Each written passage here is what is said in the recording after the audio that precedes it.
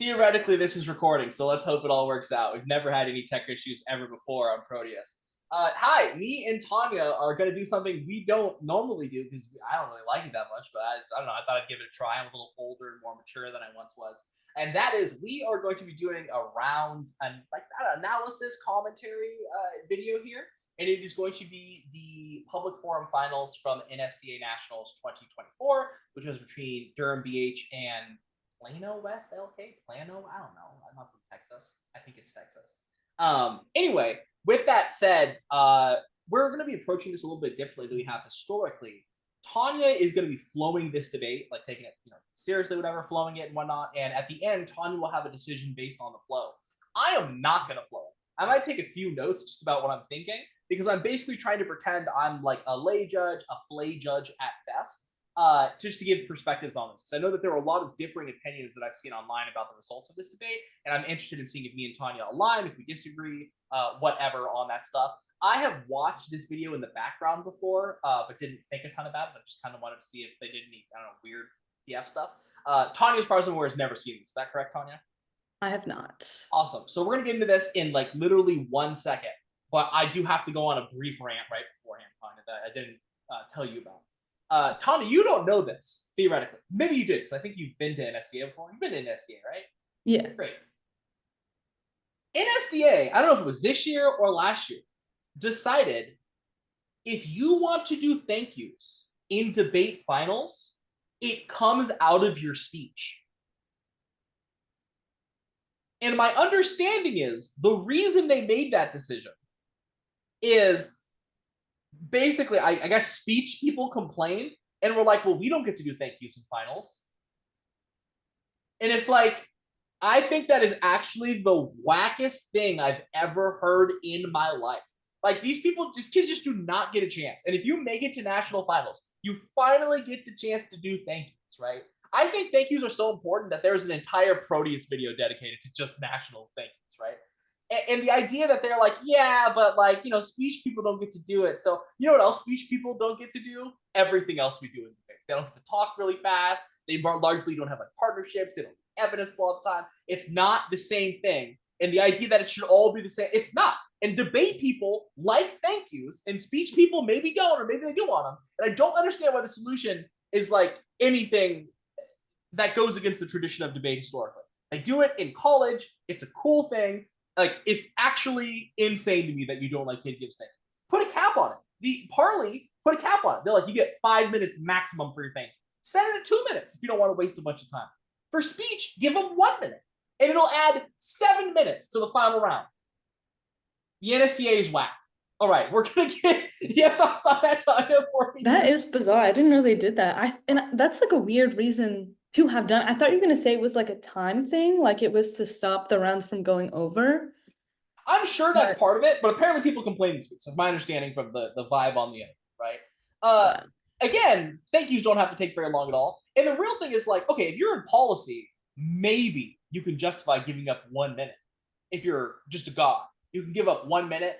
Like, maybe it's a gentleman's agreement. Everyone agrees, or gentleman person's agreement. And everyone agrees we're all going to give up 1 minute of our speech, whatever, blah, blah, so we can do thank yous. You can't do that in public forum where your speeches are 4 minutes, bro, and like 5 minutes. Like, you give up a minute of your speech? Insane. Anyway, we're going to start the video. And Tanya, I already mentioned this, but anytime you want to stop it or have commentary, let me know, and I'll just pause it and go on. We'll try not to do the Sasan, where this 40-minute video takes 3 hours. Here we go. Fingers crossed. When considering economic policy, it is vital to prioritize the interests of the working class.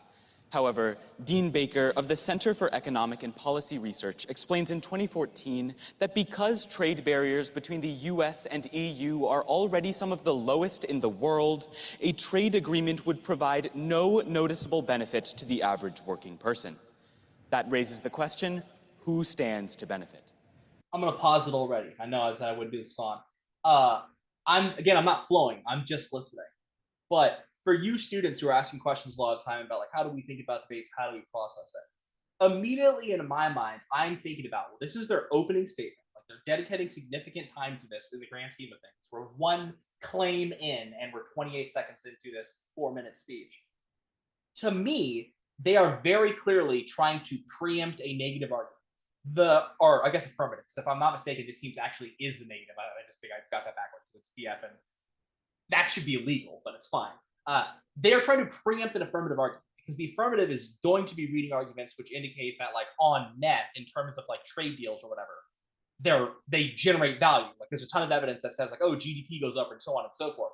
But they have already sort of framed that discussion out, assuming it doesn't go responded, by indicating that even if there are those benefits aren't accrued to the working class. So that just standing out to me, like, in terms of students, like, oh, well, you're just hearing stuff.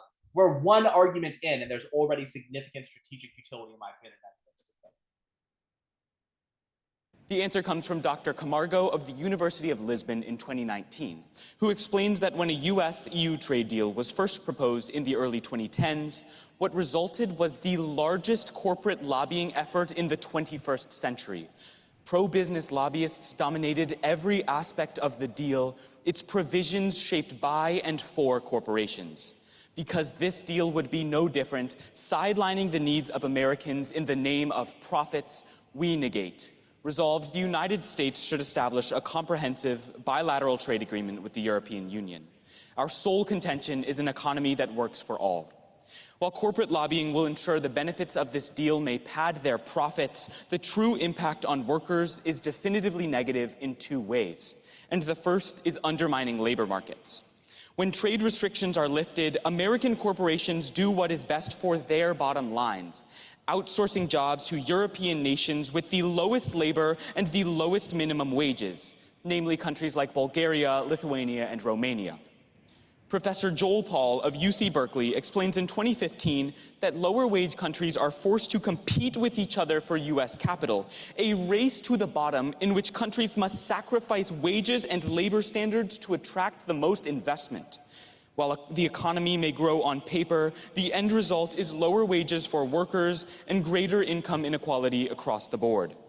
Historically, Paul explains that when the US signed a free trade agreement with Central America, every country involved, from Guatemala to Honduras, Mexico to the Dominican Republic, saw wages decline and income disparities increase. Thus, Dr. Capaldo of Tufts explained in 2014 study that when the most realistic economic model is used, a US-EU trade agreement would lead to lost GDP for European nations and leave the average worker thousands of dollars poorer. The second harm is outsourcing American opportunities. Trade deals have time and time again been a disaster for working class Americans. Dr. Robert Scott, Director of Trade Policy at the EPI, confirms in 2013 that despite politicians' grand claims of economic benefits, trade deals have been a failure for the American people. NAFTA cost the US 700,000 jobs, the US-Korea deal 40,000, and trade with China 2.7 million. Fortunately, America's current approach to trade with the EU is balanced. While overall trade remains relatively open with low tariffs in most sectors, the Center for American Progress explains last month that America has adopted targeted, strategic tariffs designed to safeguard those American industries most vulnerable to job losses. Particularly, pause there for a second. This is where Sasan would spend 8 minutes talking about controlling the uniqueness. So once again, in terms of like strategy, an important thing that is happening here, if you're not thinking about this, random students out there, this student is trying to indicate SQUO is good. They're trying to control the uniqueness. SQUO is good. And specifically, they're honestly sort of making, without flagging it in this way, a SQUO solves argument to indicate that new policies are occurring in the status quo right now that enable effective trade that solves for our goals with regards to like economic benefits, but doesn't come at the expense of workers. So that, once again, I think they're doing, in my opinion at least, a lot of things right here, especially in a world where they are negative going first, because I think it is very important to control the uniqueness in that context, since the other team gets to respond to you, as opposed to what normally happens in formal debates, where the AF talks and then the negative tries to respond to it, right? And so being very preemptive in the speech as the negative, I think, is pretty important. Do you have any thoughts on that, Tanya? I actually don't think they're doing a great job of controlling the uniqueness. I think other than that one like point about like the tariffs, I think a lot of the stuff they're saying is potentially pretty non-unique, especially when they talk about how like Lithuania and Bulgaria already have like low wages and all of that. Like a lot of it does seem kind of non-unique. There's not a lot of like squo good arguments being made, which I think potentially lets the AF read a lot of triad arguments. I also think like the tariff argument, unless it goes unresponded, isn't the strongest because again, it's like predictive. So I don't know that. Again, it depends how the response goes, but as of right now, I don't think they're doing a great job of controlling the uniqueness. And a lot of what's being read here, what I was taught when I was a debater was this position is sort of called like export death. And it's the idea that like when we do create these jobs elsewhere and whatnot, the standards are lower and that's worse for the people, there's more exploitative things. Something I'm not hearing at all, which maybe this will come up later and so on and so forth, I don't recall. But I'm surprised that we're not talking about like climate change based standards. I know that in general, the EU has better standards than us, but in countries like the countries they're talking about definitely do not. And so I think not sort of hedging into that bait is potentially problematic because in my opinion, anytime you're in an econ heavy debate, you want climate change on your side because it lets you sort of short circuit a lot of their analysis. Like, yeah, the GDP will go up short term, but will get worse long term because of all the solutions we have to implement, all the resources we lose as a factor of this, all the displacement of people, and the challenges sort of posed by that. So, yeah. Particularly manufacturing. By contrast, this deal is overly expansive, eliminating all tariffs.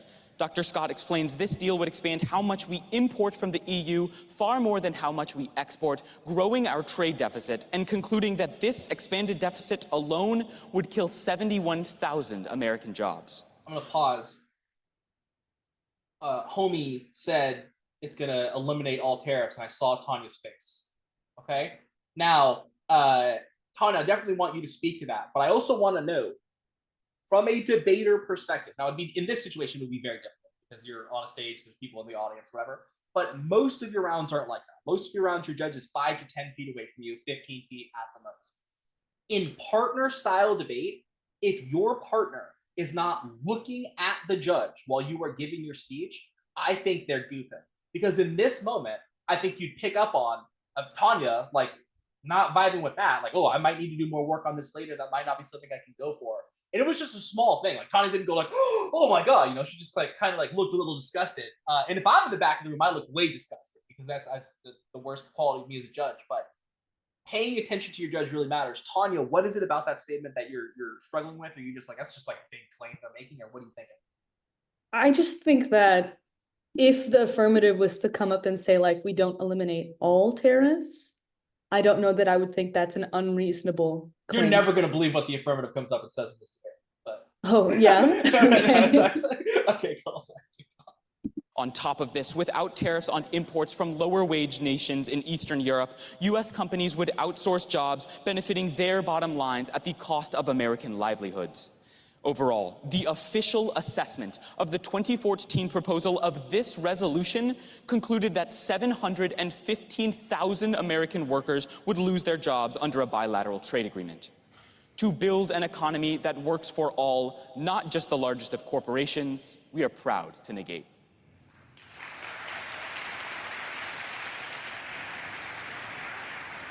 Okay. Do you want to go first or should I go first? Go ahead and go first. Yeah, I've been talking a lot. Okay, cool. I think one thing that kind of stood out to me is that some of this evidence is kind of old, which I think didn't flag that at all, by the way, because I'm not flowing. There's some like there's a lot of warrants from like 2013, 2014, which I feel like don't take into consideration like one, just like COVID. Obama is no longer president. Yeah, it's just like I don't know that is great. Which I don't know, maybe their like blocks are more recent or they'll have some justification for why this is still relevant, but that's something that kind of stood out to me. Then again, like as far as uniqueness goes, not a lot of uniqueness arguments being made at all. It does feel very linear, like I'm not getting really any arguments saying the economy is good right now, which is probably because the evidence is from 2014, so it'd be hard to make that claim. But yeah, finally when it comes to the, what was that? I think the economy's not super hot necessarily right now, so yeah. Well, yeah, that's kind of a problem. Finally, like, I think the saying that they have to eliminate all tariffs is kind of tricky, because even if there is a way for you to, like, you have really good evidence saying that if it was comprehensive, it would eliminate all tariffs. I think that, like, I don't know that I would want all of my evidence to hinge on the affirmative taking a specific action when the AF doesn't have to take a specific action. I feel like it's not a very strategic move to have the AF have to defend the most extreme version of a policy in public forum, when that's not going to happen. The AF is never going to say, like, yeah, actually, we get rid of every single, well, maybe they will, but if that was me, I would not say every single tariff is eliminated. Spoilers, the negative very much throughout the entire debate does stick to, no, that's just what this means. Like, the term comprehensive just implies we'd remove all tariffs that, like, functionally we can, and they later on sort of start specifying, like, what tariffs those would be because of, like, logic, I guess, or example. One thing I'll note, again, I'm not the flow judge in this case, so I'm trying to just listen to this kid, and I will say the kid spoke fine. Kid had good clarity. I see gestures. I see they're locking in with the audience. They're not just staring down the entire time while they're speaking. They don't sound mean, which is a big deal to me. Like, they just sound like they're just chilling and, you know, kind of having a good time. And the pacing was, I think, an effective decision for the likely panel, given the context of NSDA. Okay.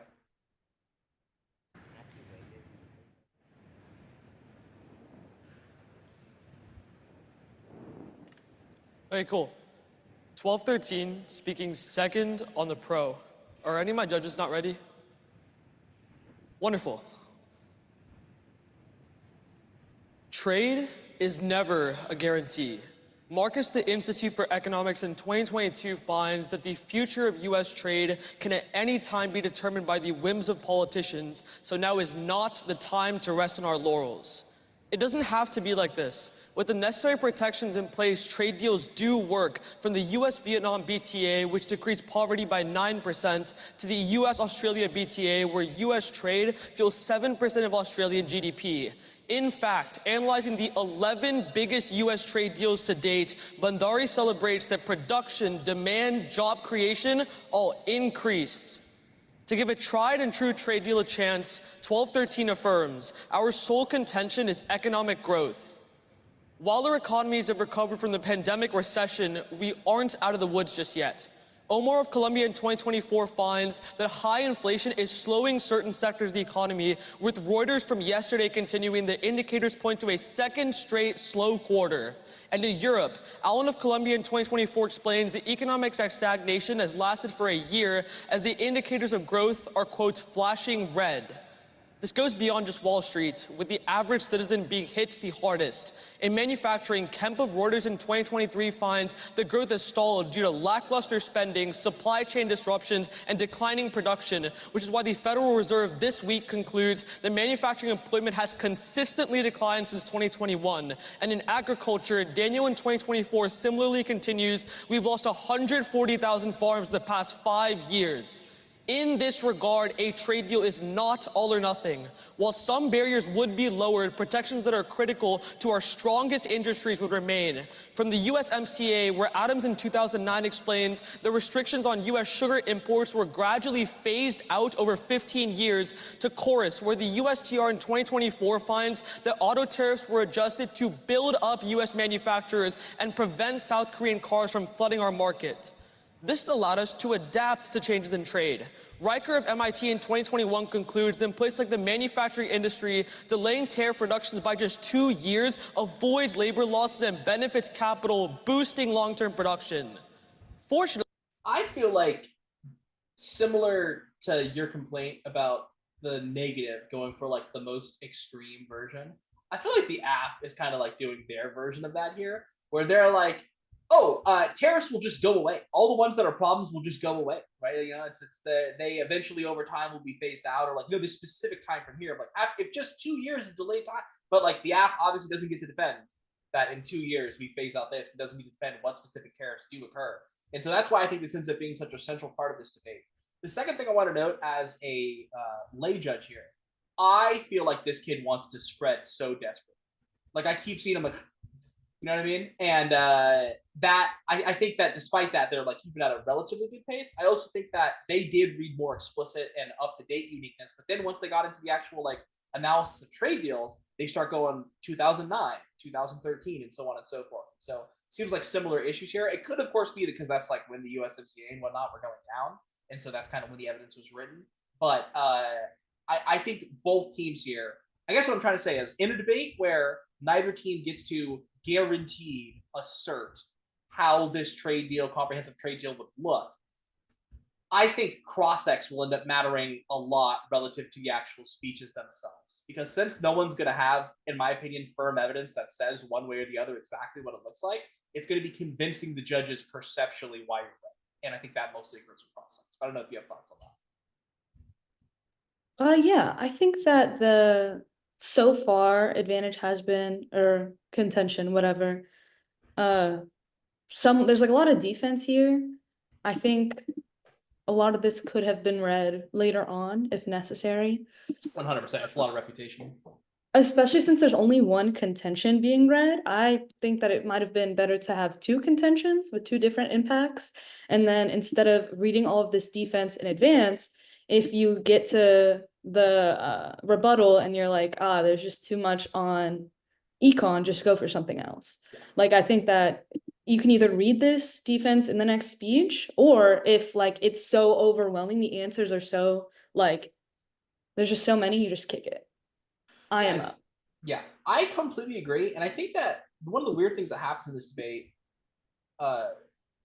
is that there's so much focus on this like job creation analysis, basically, but very little deviation from that of being like the quality of life of the people doing the work are better in a world of app work. Like there's just like jobs in the sort of abstract being discussed. But, okay. Unfortunately, there are many instances of low-hanging fruit where we can meet in the middle. Policy analyst Paul Hamill explains that 80% of the total gains of a trade deal come from more subtle barriers created by redundant regulations. Interesting, real quick. Do you notice there was no year on that? There's been a couple of things with no year. See, that's something I feel like I've been and again, I'm not flung, but that one was very clear to me, which makes me question, when did Paul Hamill say that? Actually, Paul Hamill, I think, said something before. Earlier? Is that what's going on? Yeah, I think Paul Hamill, I think they said it in before, but.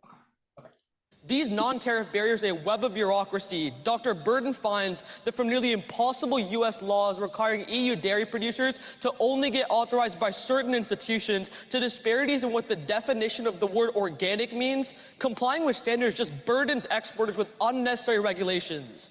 This political pettiness has snowballed. Kuhnhart of Brookings continues the FDA previously banned importing EU-based baby formula due to labeling disparities, contributing to a devastating shortage, with redundancy overall burdening 60% of exports.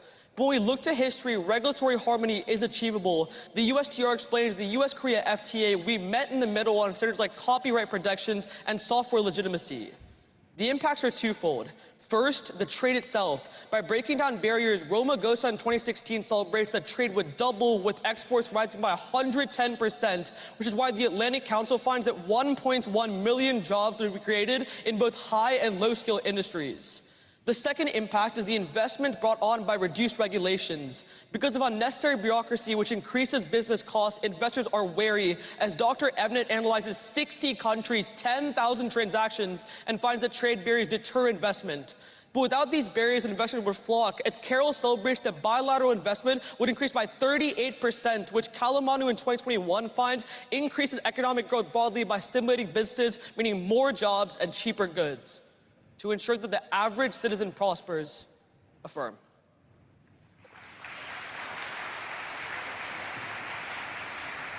You want to pause before cross-ex or crossfire? Yeah, let's pause before cross-ex. Yeah, I feel like there's just not enough. The impacts are just, I feel like there could be more. Like, I feel like the AF going for jobs and the neg going for jobs means that it's like gonna come down to, I don't even know it's gonna come down to in PF because there's no plan. So I feel like that's the problem, really. I mean, we've talked about this, but like the fact that there is no plan causes basically this debate to come down to, theoretically, who does the judge believe about what the AF defends? Yeah. And that's silly, because like, why not just let the AF say it? But I think making some kind of like innovation argument, or making some kind of argument like that just has nothing to do with the economy at all, making some kind of like hedge argument, like a China advantage or something Yeah. like that, I feel like would be good and wouldn't really rely on the tariffs not being eliminated or like the whatever, right? Like it doesn't really Yeah, matter, I like, mean- the specifics of the, like I feel like perception arguments don't really rely on how much policy is actually passed or not passed or whatever. Like I feel like a lot of this stuff relies on a very specific action being taken, which means that now the debate is just about like, what is the AF defending when they're not allowed to defend anything specific? What's strange to me is that it feels like, and maybe you're not getting this vibe, but for me, it feels like both teams are like the only impacts are American impacts. And I think that's a mistake. The I Ned feel like- was talking about worker like conditions in Europe. That was a lot of theirs actually. Sorry, the NAIC? Yeah, the neg. Yeah. Sorry, but I guess what I'm trying to say is that, so the way that this gets discussed on kind of both sides is like, the study says this many jobs will be created a lot of the time, right? Mhm. And the way that that ends up being discussed more and more seems to be like, in America we'll create these jobs or whatever, right? And the idea that like it's not worth doing if it doesn't create benefit in America, right? And I feel like neither team is really sitting on like job creation in Europe is probably more important than job creation in the United States. Like these poor countries in Europe have it way worse than the United States, broadly speaking, in terms of economic stuff, and especially with like instability pertaining to things like Russia, Ukraine going on right now. I don't know. And again, I'm not flowing, so maybe those explicit things are coming through and not sticking out to me. I definitely do remember the negative talking about like the quality of jobs being lower in those nations or whatever. But I guess I just don't. To me, it feels very Western, like U.S. centric thus far. I would say that the neg actually was very focused on the effects on European countries. Maybe they stopped talking about that later in the debate, and that's why you don't remember them saying that. But there is a lot about like the effects on European countries and like labor rights and like average wage, GDP going down for those countries, etc. But maybe they stopped talking about it after the speech. All right, let's see what happens to Crossfire. Is this? Oh, perfect. Since I spoke first, do you mind if I take the first question? You got it. So you say that the EU and the US has differing regulations. I'm gonna pause real quick. Again, I'm lay judge. This kid has had their phone in their hand literally the entire day. Like during their whole speech, they have it. Now during Crossfire, and this kid comparatively on the other side has not at all. And I think it's just a little thing, but I just find that kind of interesting. Do they want to harmonize their regulations? We believe that they do, but it isn't that simple. While in the past, trade deals might have fallen apart because, for example, in 2016, when we were negotiating the TTIP, the EU asked us not to place tariffs on automation, and the US did so when Trump came into office. We believe that right now, with pressure building on both economies, the time is ripe to find a middle ground. Yeah. So to be clear, yes, we do, but there are things in the past that have prevented us from doing so with the incentives changing now. So we do I'll take a question really quick. Could I just get a... So Sure. we do want to harmonize. We do want to harmonize, but it hasn't always been that simple in the past. I'll take a question. The United States has signed 20 free trade deals with some of the world's biggest economies. Yeah. Then why right now are US companies reshoring jobs? Sorry? If that is the case, we've signed 20 trade deals with some of the biggest economies, why are US companies reshoring their jobs and bringing them back domestically? Because we have tariffs on these nations that we had trade agreements with. Now sorry. You want to forget a follow-up? Yeah, sure. Cool. So Don't like that. Like, I feel like Kid hasn't even finished answering the first question and was answering the first question, but now we're on a follow. And I feel like the answer wasn't very good thus far. Like, it wasn't finished, in my opinion. Like, I would have definitely wanted to hear the rest of that answer. Oh, I wouldn't, because he said that they were like the trade deals have The existing ones aren't the comprehensive, tariffs so still they maintain exist with a tariffs. trade deal. So I feel like Okay. for me that would have been a to fine. everyone, that in the past, we've signed trade deals, but kept protections and tariffs where it does matter on our most critical industries. No, I'm saying we've been able to pull out of trade agreements in the past or renegotiate them. Like the example you give in case with the USMCA, we've been able to renegotiate them to add tariffs. That's why we're adding jobs, but a free trade agreement would get rid of tariffs and would outsource. Really quickly, we've been able to negotiate 20 past trade deals, get them to a middle ground where we want them, but the 21st, the US suddenly loses all of their knowledge and things fall apart. Yeah, I wouldn't necessarily say we've always been able to find a middle ground. My partner's going to bring up in their case about how it's essentially almost always been impossible to harmonize regulations and things in the past. I mean, the example you give with Australia, we weren't able to harmonize regulations, so seems like we'll get into it later. It seems like a bit of a switch up, but you can take a question. Yeah. I don't understand what he means by it seems like a bit of a switch up. What do you mean? Well, I feel like the way he says it seems like a bit of a switch up, right? That they're like shifting to something else, but like it seems like they specifically referred to their exact warrant of Australia, which I remember being a warrant of the case, and how that harmonization did not occur, which seems to, I don't understand what is switching up. I think the AF is trying to argue that like in CrossX at first they were like, oh,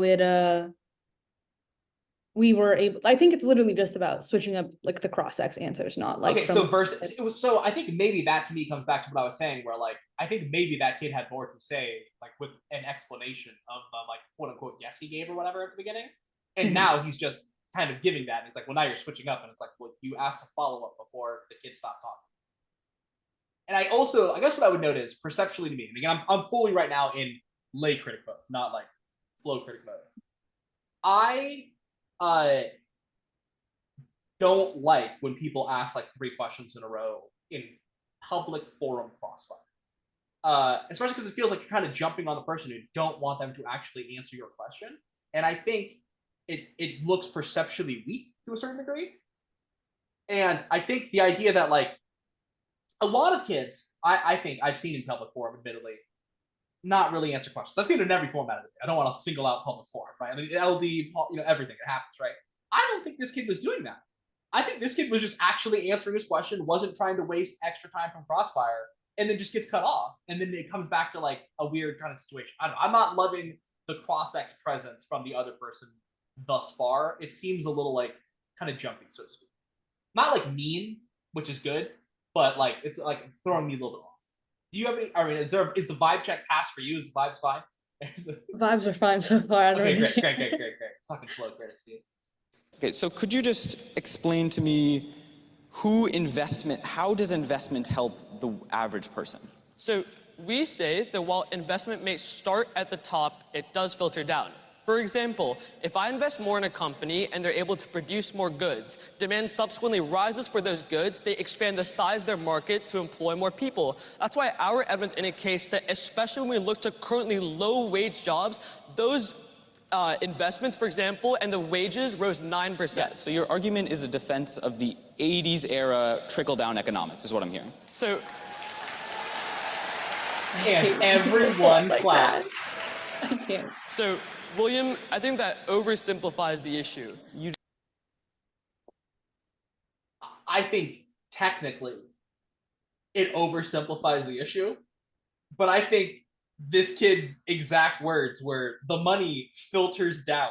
Yeah, so like pretty it's not that much. said it It's not that much yeah. of an oversimplification. This is literally, in my opinion, trickle-down economics. But okay, let's see why it's not that simple.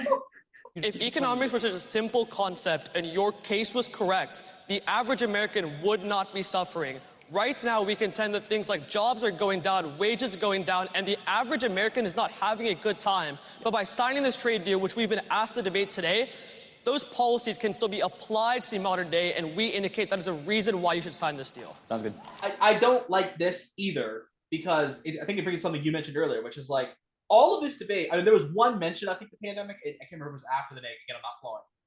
But, like, surely the other team can come up and be like, I don't know if you know this, some economic stuff's been happening in the last few years in the world that has nothing to do with free trade agreements, right?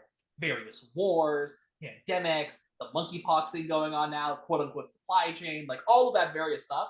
And I feel like, basically, he's like, you tried to oversimplify and say that it's trickle-down economics. And instead of going, it's not, here's why, he went, well, if you understood the economy, then everything would be fine right now, which like is not, in my opinion. Yeah, I don't really get what. Yeah, I don't know. If not, in my opinion, A- cross X for kid on the right, B- cross X for the other kid bordering on C. Acceptable cross X, but the vibes were not great, and some of the answers and questions were kind of mid. Who, I guess, let me just phrase it that way. Obviously, when you're a lay judge, a lot of cross X matters, but you're a flow judge. We know the cross X is like, you're a big cross X person. We've done our cross X lectures. Who do you think won this cross X, so to speak, and who do you perceive on the flow as being ahead after the first set of speakers? Because obviously I'm not the flow. It's kind of hard to say who's winning on the flow because they haven't like responded to Of each course. other yet. Yeah. I think as far as like I guess whose case do you like more is the better question. I guess I would have to say the AFs so far, just because I feel like the neg is just missing a lot of stuff. I don't know if like, again, how the rest of the debate will go, but I think like for the reasons we talked about before, like the warrants are really old and there's no real discussion of the uniqueness. Yeah. So I feel like I would have to say the AF so far, but I think that as far as cross-ex goes, I do think that the neg is kind of ahead here. Like, big I think pop for the trickle down economics. Big pop in the crowd. yeah, the crowd loved it. Yeah. I do think it's so annoying when people clap though. It's Okay, here we go. It's like interference.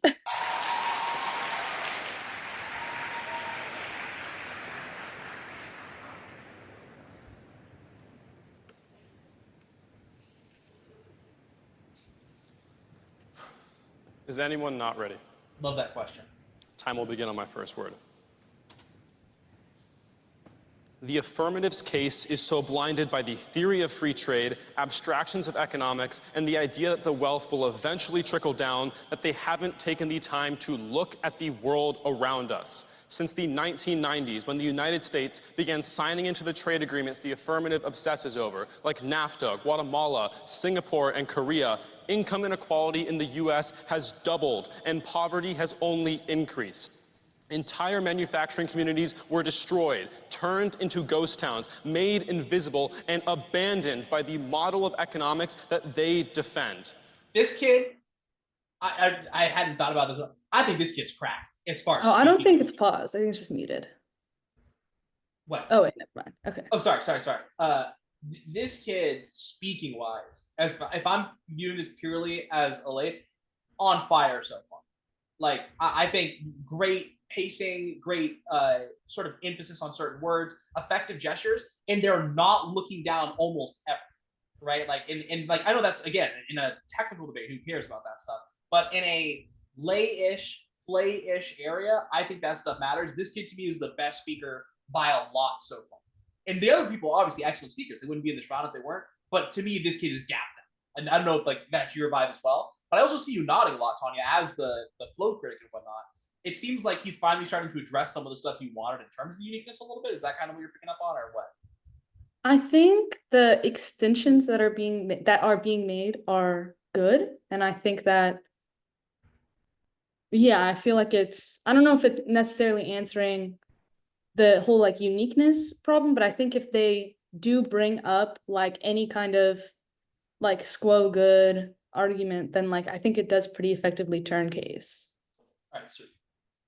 When it comes to trade, there are winners and there are losers. Our argument is that the winners are corporations who benefit from increased investment and exports, whereas the losers are the working class. Goodman of the New York Times explains in 2016 that despite decades of hailing free trade, the benefits have only ever materialized for those with the highest incomes and advanced degrees.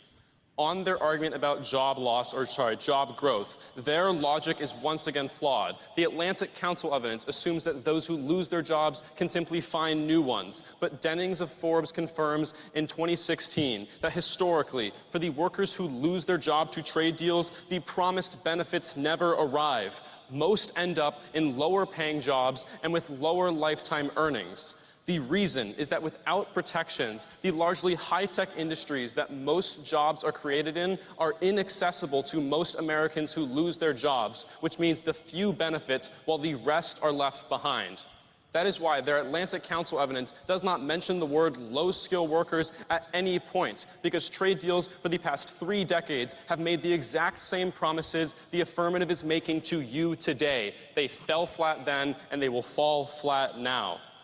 Let's talk about their specific arguments, though. They tell you that right now the economy is going downhill. This is a fundamentally temporary issue over the past 2 quarters. Signing a long-term free trade agreement that overhauls our economy is not a solution to this short-term problem. It is simply rash and unnecessary.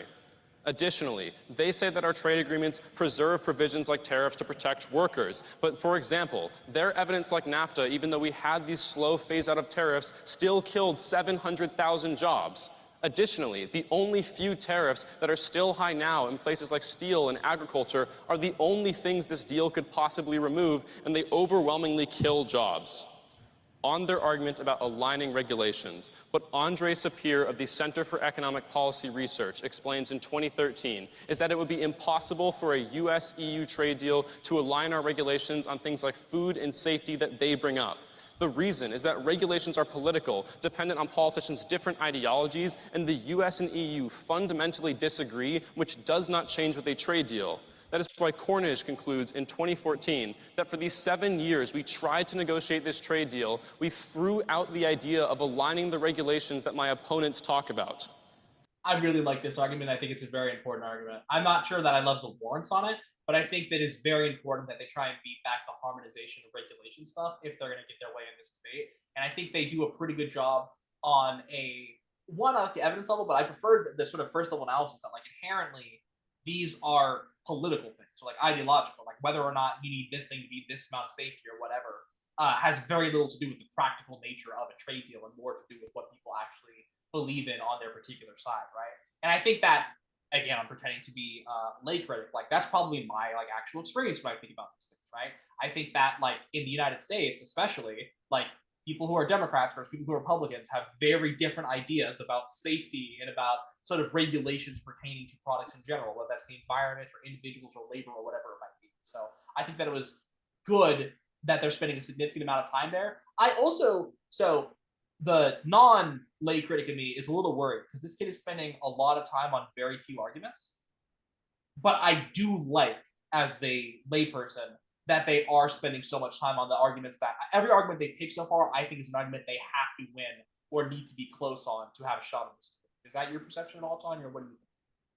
I have some concerns, and those are not concerns that I know will be like a problem later, but I guess I'll just list my concerns so far, is that they have not established why these issues that happen, for example, like when we opened trade with Central America, would still happen when we're increasing trade with Europe, when these are countries we already trade with. Like, I think driving home the fact that there is already a lot of trade between the United States and Europe isn't super helpful for them, when either that means that these effects are already happening or that they would never happen. I also don't know that the argument they're making right now about how there are fundamental disagreements that stopped a previous trade deal from happening are solved by fiat. Like, I don't know, that feels more like an argument for why a trade deal would never pass. So could we assume that if it passed, those things would be standardized? Like, I don't know that that's something that really... That's really hard in a world where you don't get a plan.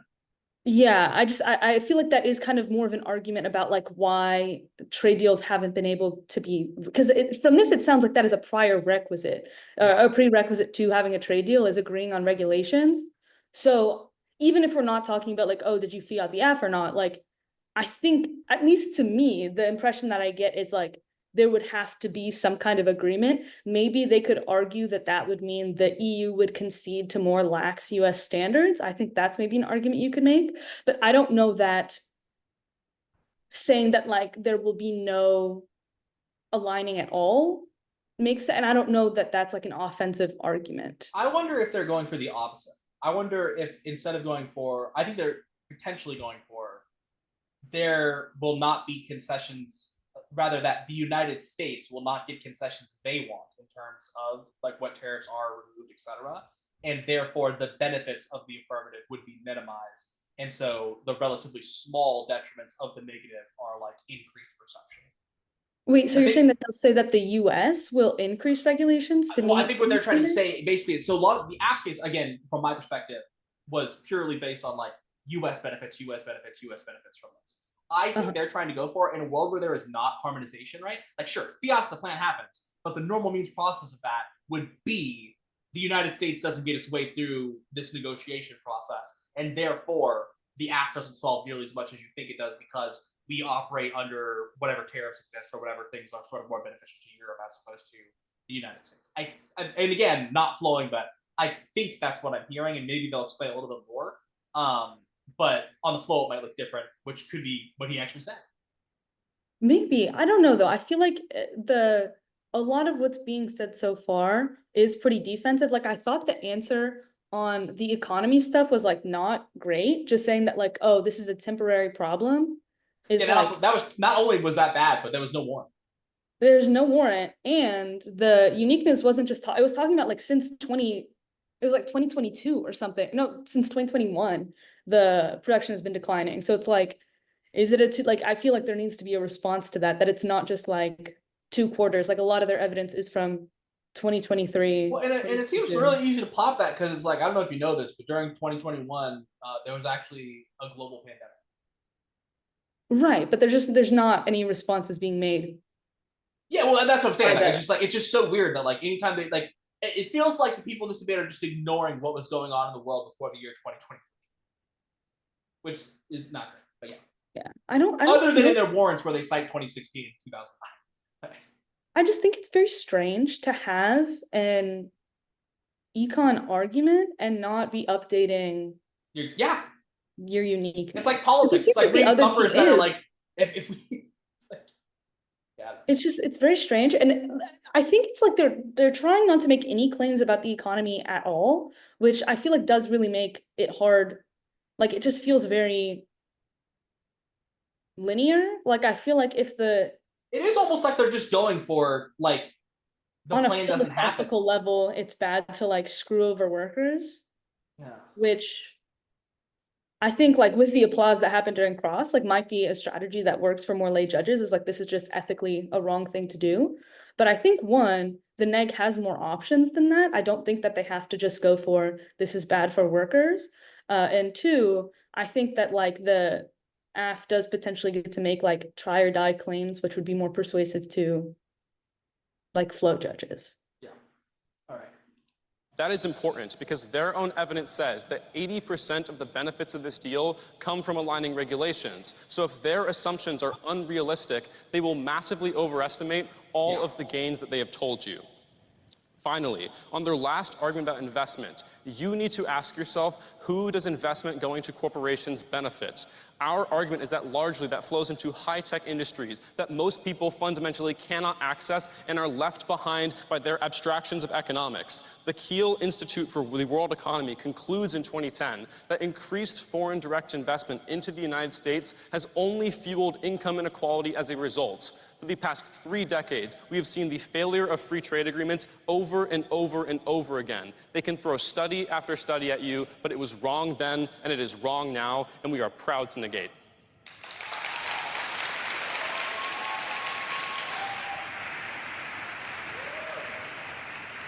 Yeah.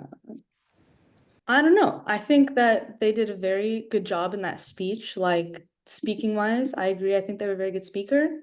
But I really don't think that speech was very, like, I guess, offensive. Because again, like, even that last thing saying that like growth in the United States has been stagnating because of foreign investment, to me says like this is just really non-unique. But at the same time, the AF doesn't have any impacts that don't have to do with like jobs. So I guess that isn't the, I mean, it is still a problem. It's like super defense heavy negative for sure. It's almost like they're going for like the plan doesn't happen. Yeah, it's almost like they're just going for like the way you were describing the world does not change in the way that like especially with like the 80% of benefits come from aligning regulations.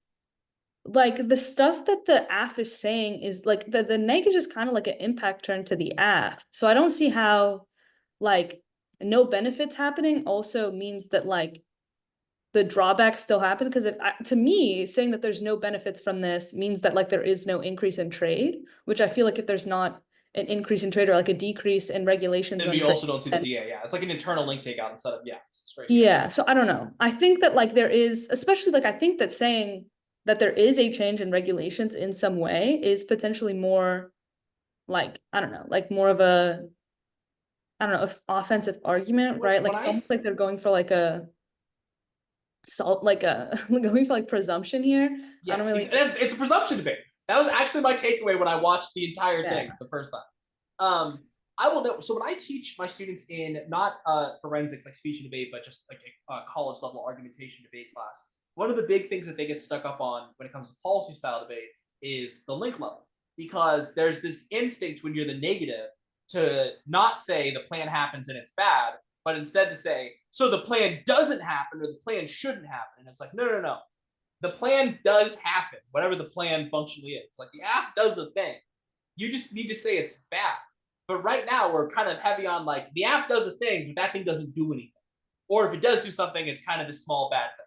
But there was not a huge focus on the offense for sure. The most offensive speech in the debate so far, which I don't think is great because the first speech was relatively defensive as well. And I guess I do kind of like understand, defense, so. Yeah. Like I do kind of understand where that instinct comes from if they don't know what specifically they're going to defend as the AF, to just say like, oh, it just doesn't happen. But at the same time, like I don't know if that was like the thought behind that, when the neg does like the actual 1NC does take a very clear stance on what they think will happen. Yeah, totally fair. Okay, here we go. Is anyone not ready? Perfect.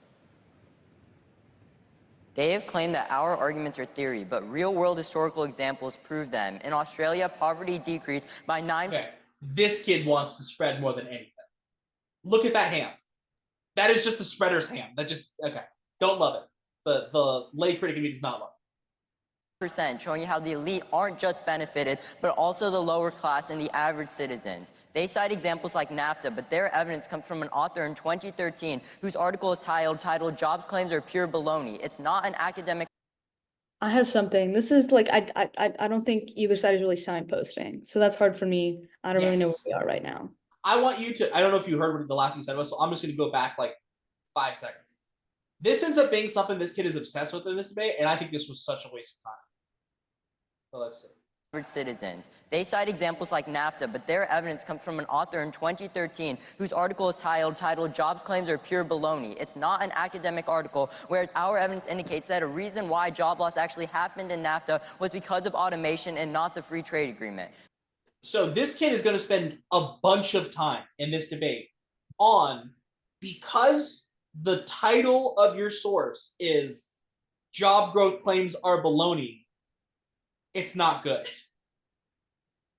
And I'm so excited for that. Whack. Okay.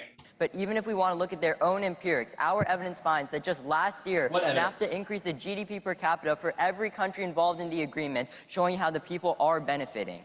Specifically on our argument, they say that the workers who lose jobs are the low-skilled workers, but our evidence is far more specific and says that for a US and EU... What evidence are you talking about? Like, you're just right. Like, they signpost the other team's argument, but I have no idea. Like, obviously, I'm not flowing, and this kid's for sure going the fastest in this debate. But like, you are flowing. Like, where are we? I don't know. I think we're on. So the neg made an argument that their Atlantic article doesn't mention low-skilled workers. And so I think that's where we are. Okay, great. Labels. It's old people stuff. Old people secret. Number and label your arguments, and it's better. And it in no way hurts you. It only helps you. Okay? EU bilateral trade agreement, the jobs would be gained in places like the food sector, manufacturing industry, as well as high-level jobs benefiting not only the rich, but also the average American. They say our economic statistics are just 2 quarters of data, but no, in the sectors that do affect the average American, like manufacturing and agriculture, we compare them to post-pandemic levels, showing how the overall trend is on a downward spiral, which is why we need to affirm. They say that we will never be able to agree on food and safety regulations. That is our argument. The regulations that we talk about harmonizing are not things that are dependent like safety. In CETA, when the EU signed a trade agreement with Canada, a majority of the regulations in over 6 industries were things like duplicative regulations that had no impact to safety, but also decreased trade barriers by allowing for the better free flow of goods. One, he's going too fast for I think this audience. 2, I get the idea here of trying to establish like controlled precedents here of like, well, and actually historically the things you've had to harmonize are these things that don't actually matter.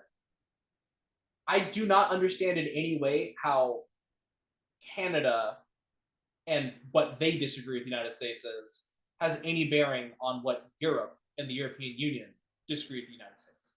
Like Canada and the United States have much more closely aligned cultural values. They're very close to each other. And so we have, I mean, Canada's a huge trading partner of the United States. Is it our I think other than like China, it's like really high. So I don't understand the applicability of this Canada one. Like, well, when we did a trade deal with Canada, which is not a European country, this was all resolved. Whereas I feel like previously the Morrison debate have largely been about, I don't know, more relevant things. Does that make sense? Or do you feel that, or do you not, like, you think it's just, I mean, whatever, you gotta do what you gotta do? Sure, I mean, based on what that kid said earlier, there have been trade deals with Europe, so why aren't we talking about those, I guess is my point. That's a great question. Couldn't tell you. Okay, great. Specifically, our evidence finds that 60% of US and EU exports are not burdened by safety or food, but by intellectual property and things like inconsistent labeling standards.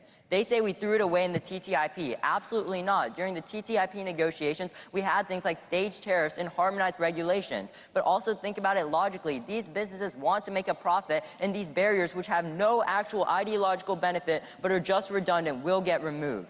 Their last response is that— What does that have to do with anything?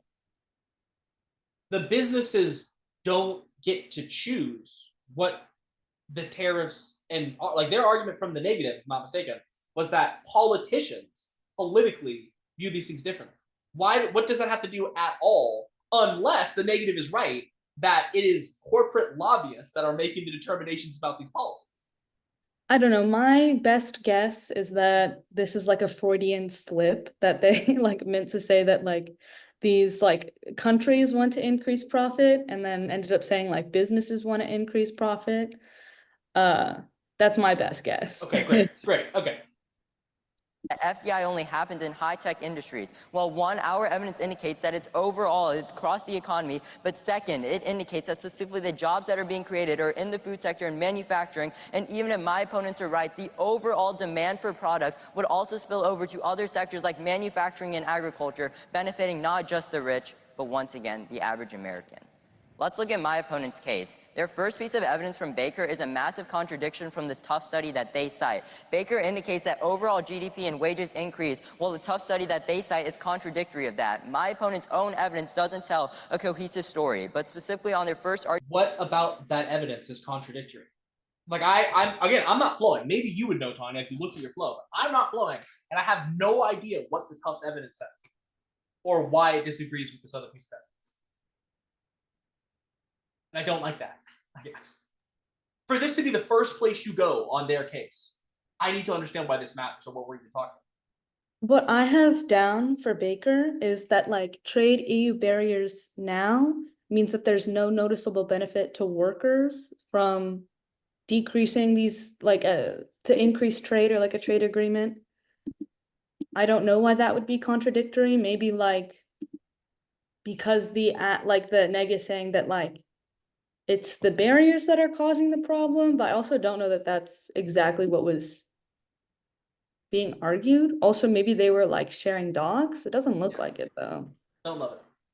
Okay. I don't know what they're talking about entirely. Could you go back for a second then? Yeah. From Baker is a massive contradiction from this tough study that they cite. Baker indicates that overall GDP— Go ahead. Oh, okay. I see. They're saying that it contradicts a different thing that they Yes, were. that's what I'm saying, but I have no idea what that other piece of evidence says. I Oh, have no let me idea see what if it I can is. find it. Tufts. Tufts.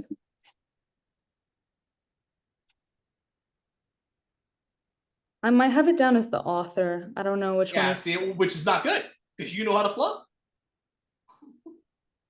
Yeah, I think whatever it is, I wrote it down as the author because that's what I've been. And wages increase. Sorry, am I good to go? Yeah. Well, the tough study that they cite is contradictory of that. My opponent's own evidence doesn't tell a cohesive story, but specifically on their first argument about labor markets, their own evidence indicates that labor is so bad in developing countries right now, like the countries they cite, that families cannot even afford to put food on the table. So ask yourself a simple question. When things are bad, do you wait for them to get worse, or do you try to make them better? Our evidence indicates that whenever the U.S. has signed bilateral trade agreements with other countries, they have actually increased labor protections, solving for the root cause of the problems in their argument. But even if we want to believe they're linked to be true, our evidence from Almino indicates that there wouldn't be a race to a bottom for deregulation because companies have an incentive to do things like increase regulation so their products are still appealing to consumers in the developing country. That's what is this evidence? I can't imagine this evidence that says that companies have an incentive to increase regulatory standards. I think maybe what they're saying is that in order to, like, it's kind of like the Brussels effect, that companies will default to the most like stringent restrictions so that they don't have to have like different standards. Sure. Okay. Like if the market with the like more stringent standards is like big enough. That makes sense. Okay, cool. That was my understanding of what's being said. That's why our evidence from FC13 indicates that the trade agreement would not be about deregulation or lowering standards, but rather history says it would be about increasing them. On their argument about outsourcing, the U.S. has signed over 20 bilateral trade agreements, but yet we haven't seen companies offshoring, and they're in fact reshoring right now. That is because it is possible. This is another thing that I don't know why the negative didn't address us. Objectively, we saw massive offshoring. Like maybe there's jobs being reshored now, but like the entire manufacturing sector of the United States was offshore over the last 40 or 50 years. Yeah, I don't know. Okay, good. Just I'm trying to make sure I'm not like. To put provisions in bilateral trade agreements that prevent this from happening. We can have things like domestic subsidies, which attract businesses. We can do things like stage tariffs, which allow domestic businesses to adapt to new markets. And we can also do things like leave-in tariffs for products that matter, like steel and aluminum, all while decreasing them for non-vulnerable industries. But even then, our evidence indicates that a lot of the empirics they talk about cite a short-term analysis, while in places like Korea, jobs actually increase 110%, by 110,000, because it is possible to keep protective measures in place. For these reasons, we are proud to affirm. Rough end to that speech.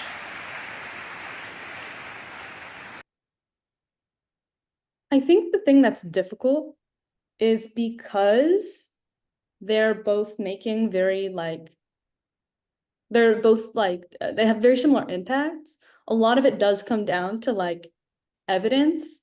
And since it's public forum, like we can't see their evidence. So like I even have this in my paradigm where I'm like, I don't really know what I'm supposed to do with that. Like if I can't actually like how I can't read the cards, how do I know? Yeah, exactly. Yeah, it makes it kind of tricky. And I keep wishing that there were other impacts in the debate. Because if I was judging this round and there were other arguments, I would have like given up on this. I would have been like, I don't know what's happening anymore. Let's just look somewhere else. Yeah. Which I don't know, maybe this will be kind of like it's just like a lot of the responses are kind of, I don't know, like the neg is, or the AF is saying like, well, this will increase the number of jobs, but the neg was never really saying that it will decrease jobs in these countries. It's saying that the jobs would just like be worse. Like the neg is kind of saying that like it'll increase jobs in those countries. That's the offshoring. It's just that that's bad. So I don't know how like saying, well, in Korea, jobs increased is like responsive to that. I also don't know what they mean by increased by 10,000 by 1,000. I think maybe they're talking about wages. They did say 110%, but then he said 110%, but then changed it to 110K. So I don't know. I think there was a one. Let me find the 110%. I'm pretty sure there was a 110%. Like the first warrant, I thought on the app or something like that. Second warrant, maybe.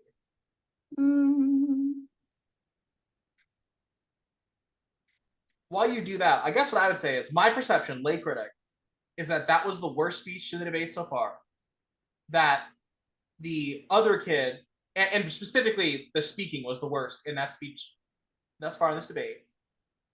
And the other kid gave the best speaking speech in the debate, which means we potentially are about to run into some problems at Crossfire, where you have one kid who seems to have the vibes and one kid who doesn't. Yeah, I don't know how it's gonna go. But yeah, I feel like, I don't know, like a lot of reference to evidence that I don't know even exists. Like I don't even know if like they're saying what it even says in the card, right? Because I don't think they've been really. Public forum has a lot of problems with it, doesn't it? Yeah, it's a fun little format, but that makes no sense. I don't know why would public forum be worse if it had to be carded? I just don't understand this, like, but like why the debaters are focusing so much on their evidence when like we can't see it. Totally, yeah. And I don't even know if they're paraphrasing or not. There's also a thing I can tell that is happening. I'm almost positive it's happening. I haven't double checked, but I think sometimes when they're saying like source and then author, yeah, there's definitely analysis that's being made that is not in the card. So well, it's on top of that, what I'm trying to get at is I think like let's pretend I was citing a CNN article and Tanya was like an author. They will say like a CNN study in 2024 tells us blah blah blah blah blah. Dr. Tanya Prabhakar tells us in 2024 blah blah blah, and it's like those are the same piece of evidence. You're just in one of them you're saying the source, and one of them you're saying the author to try and make it seem like you have more evidence, but you don't.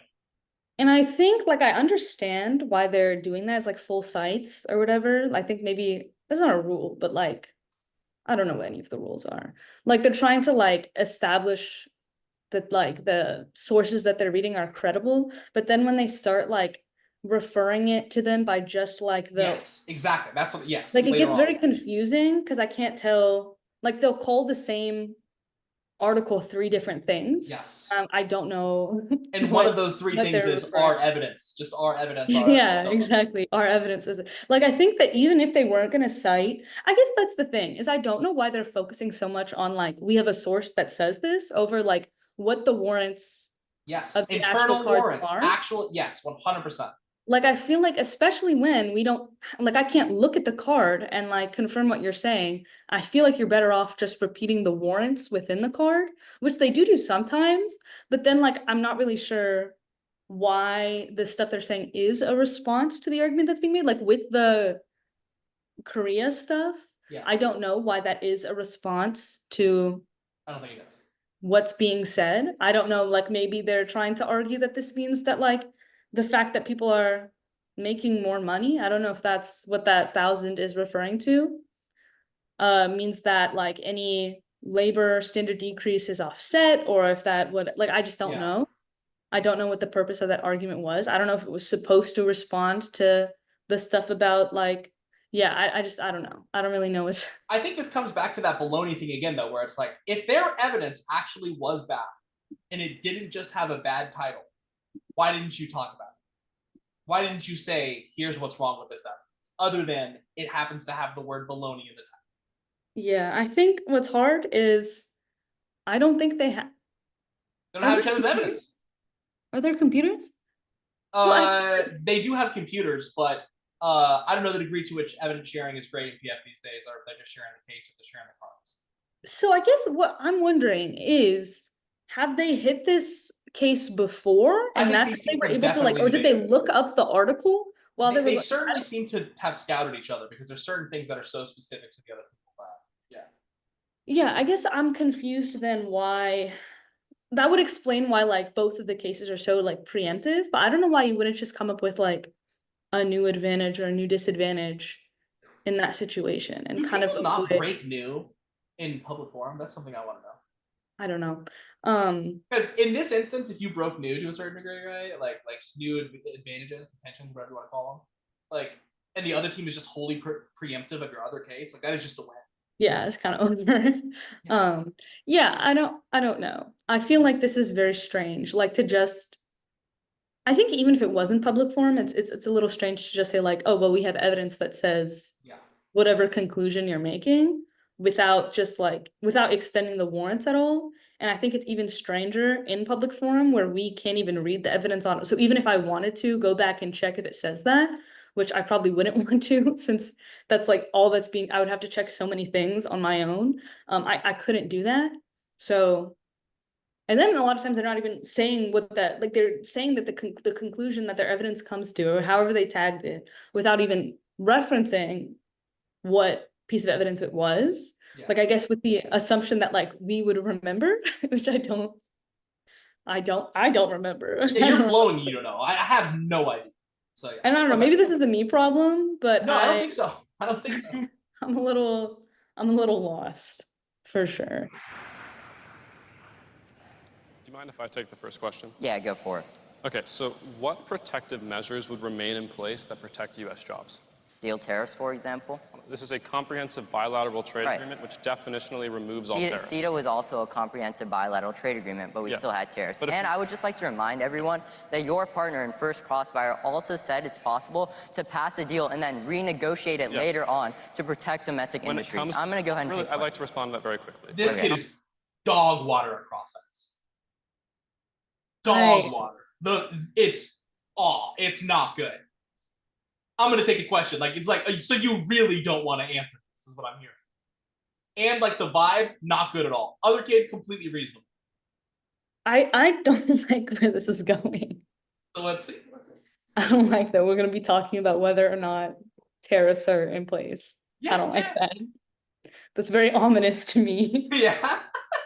Comes to the US and EU's trading relationship, there are very few industries that have high tariffs in the first place. The only way to have a, by definition, comprehensive bilateral trade agreement is to remove those tariffs. That's Otherwise, not true. it's just not a trade You deal. only look at the stock tariff barriers, but not things like non-tariff barriers, which are the crux of our argument. But I also believe it was your response and rebuttal that we would not be able to harmonize all regulations. So you have to choose a story. Do we either do everything or do we do nothing? Something that you keep contradicting yourself. A comprehensive. I don't know why people are clapping, because I don't think he's being contradictory at all. I think he actually just said his argument twice.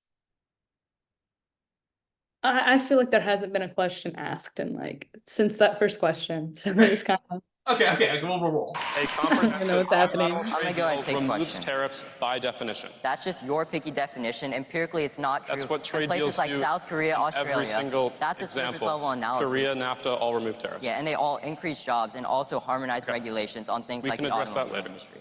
Let's talk about your argument about outsourcing. Yes. Why are companies reshoring right now? You don't read any evidence that companies are reshoring. It's an assertion. So are you saying companies are outsourcing right now? We say in every past trade agreement, like NAFTA, for example, we did outsource. Can you check that for me, Tanya? I remember them saying, like in Crossfire, he says, why are companies reshoring now? Was there evidence read that actually did say they reshore? Let me see. I'm just gonna command F reshoring. Yeah.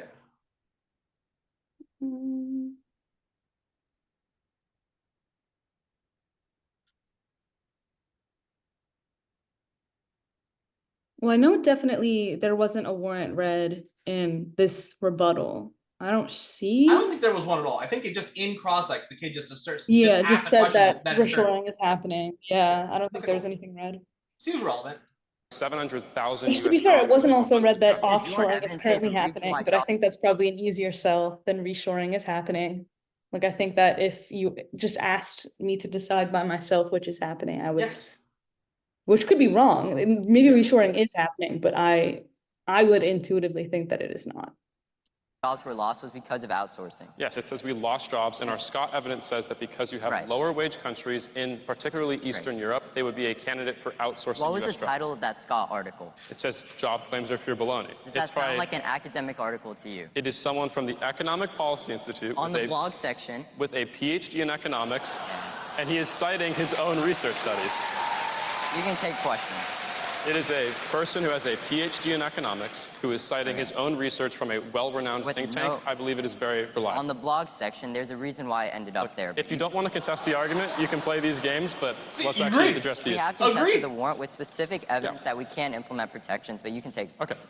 Let's talk about the idea of regulations. So is your argument that we're going to increase trade by 50% by aligning things like packaging regulations? I think it's a much more than just packaging, but packaging is an example. Another example I can give you is things like doing the same exact crash test in 2 different regions, even though they're the exact same conditions. Once again. And I think the most outlandish example was that U.S. cheese companies, for example, face barriers in European countries for naming their cheese products after landmarks and geographical locations, something that costs the industry billions of dollars, but is overlooked. I don't believe that for 1 second. I don't believe for 1 second that naming cheese after landmarks costs the industry billions of dollars.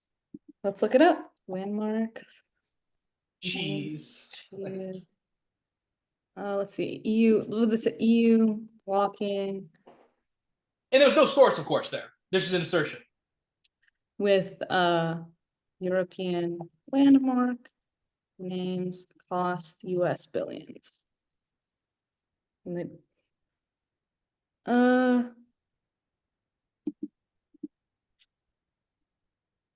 Europe wants to ban certain cheese names from use on US made products. 2014. Let's see if this happened. It would cost $4 billion. Really? I don't know if it happened though, because this is from 2014 and it said that this was a potential. I would have never guessed cheese in the billions, but I was wrong. I'm gonna let this kid spit. With that is that our coronage evidence, which you do not respond to, specifically cites things like safety and food standards. But these are not safety. These I'd are like to just finish, please. inconsistent labeling. I'd like to finish. And the original 7 years when we negotiated this deal, they threw out the idea of harmonizing any of that because there were fundamental political disagreements that could not be solved. You were talking about safety. We were talking about redundant regulation. Yeah, car crashes, safety.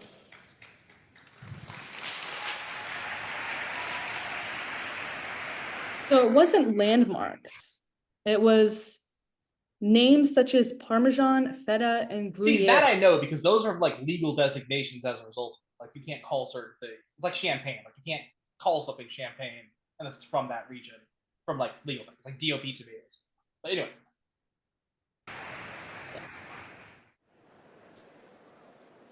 Great. And if everyone's ready, it's going to start on our case on the con and then move over to theirs on the pro. And I'll start my time on my first word. Economics, in theory, do not necessarily match reality. Our argument is that when you look to the lived experiences of how Americans are affected by trade, the only thing you see are communities uprooted, livelihoods destroyed, and corporations reaping the benefits. That's why you're going to be voting on our argument about outsourcing. We tell you that every single past trade deal has lost jobs. That's why we have specific targeted tariffs to protect them. This deal gets rid of these, allows companies to outsource American labor, benefiting their bottom line and destroying 700,000 jobs.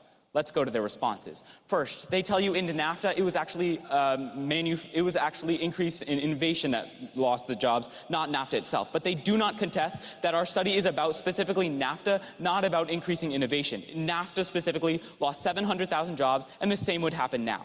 Then they tell you that manufacturing jobs would actually be created in this deal. That may be the case, but those manufacturing jobs are also going to be outsourced. All of these jobs that are created are going to be outsourced to low-wage countries because that is what's best for companies, and that's what's happened historically.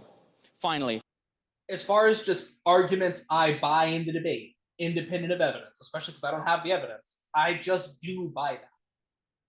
I just do buy that if there were limited barriers, companies would move the jobs wherever they're cheaper. And I have no reason to believe anything else. I don't understand, like, when they made this claim earlier, like, they're reshoring, and I was like, well, then why are they reshoring? I would love for you to answer that question. If they are reshoring, why are they doing it? Because I don't understand why they would. Other than the economic environment in those other countries is not good because we don't have a free trade agreement. Yeah, I think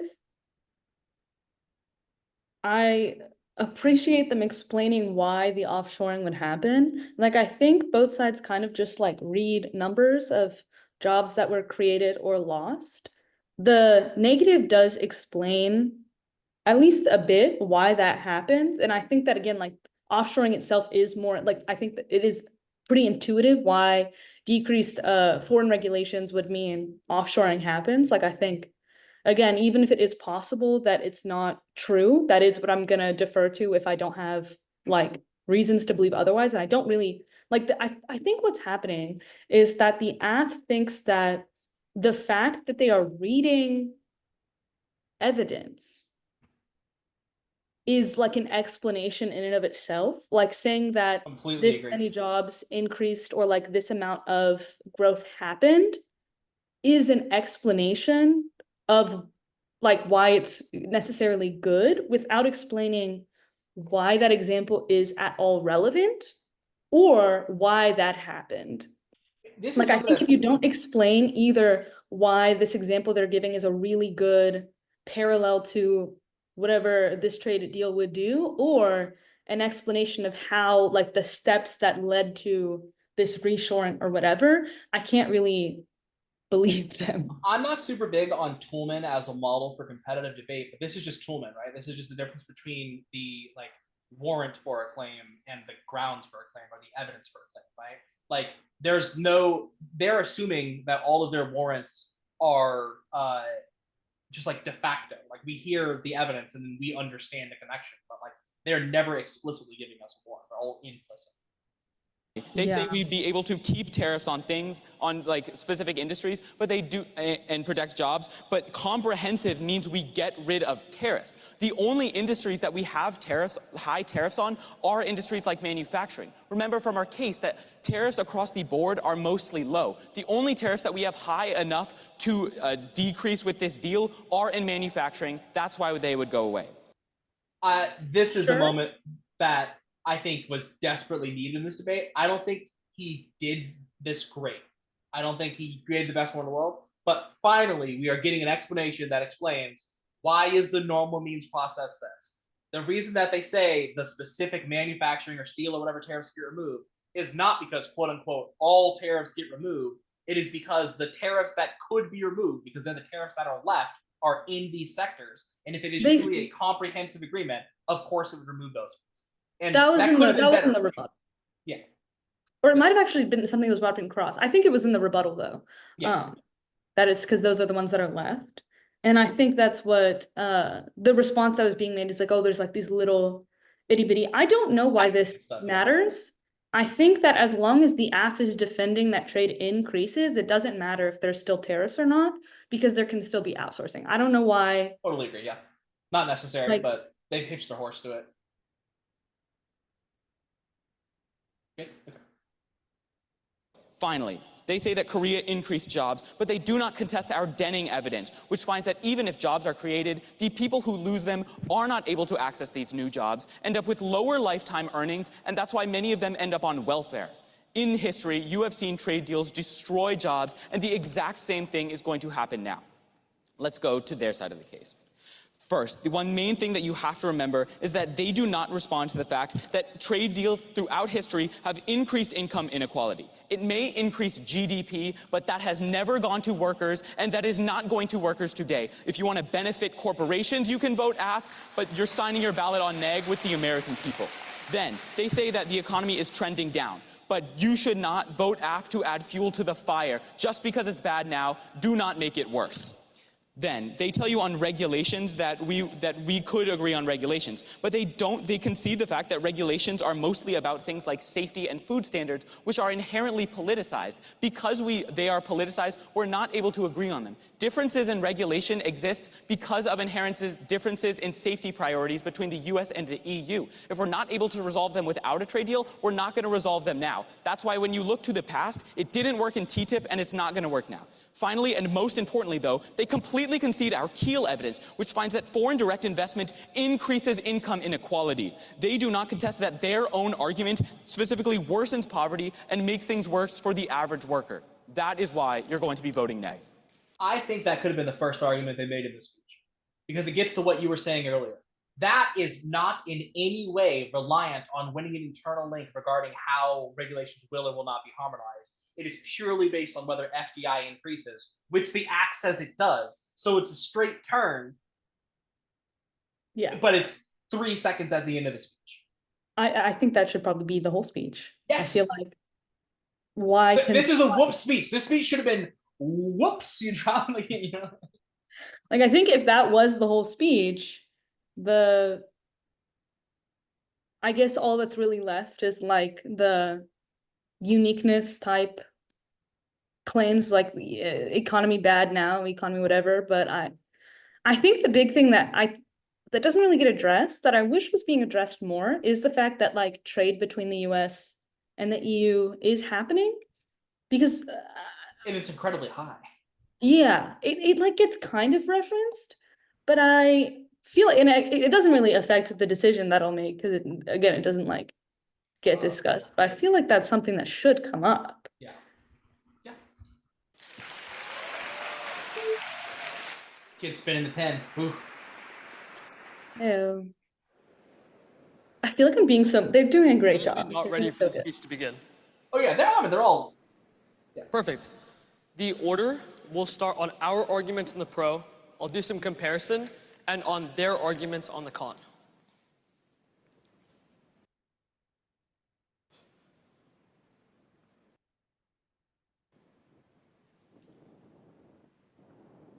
You should not be waxing and waning about the state of the average American if you do not look at the history and how it affects them. We contend that in every single example in history, for example in Australia, where more investment in their economy decreased poverty by 9%, or in NAFTA, where GDP went up on net, benefiting the low jobs who were able to get more demand, every single example shows you what the future will hold is a world where things do get better.